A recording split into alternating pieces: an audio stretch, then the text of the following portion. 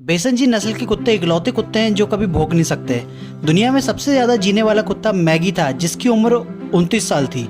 हाथी के दांत उसके पूरे जीवन में बढ़ते ही जाते हैं। लकड़बग्घे के बच्चे 6 माह तक माँ के दूध पर डिपेंड रहते हैं, उसके बाद ही ये मांस का सेवन करते हैं। विश्व के सबसे बड़े मगरमच्छ भारत, फिजी और ऑस्ट्रेलिया में पाए जाते हैं। इनकी लंबाई 24 फीट तक हो सकती है। गाय इकलौती जानवर है जिसके शरीर से निकले सभी पदार्थों का इस्तेमाल करना फायदेमंद होता है। पहाड़ी शेर अपने शिकार को दफना देते हैं और बाद में भूख लगने पर उसे वापस खा लेते हैं।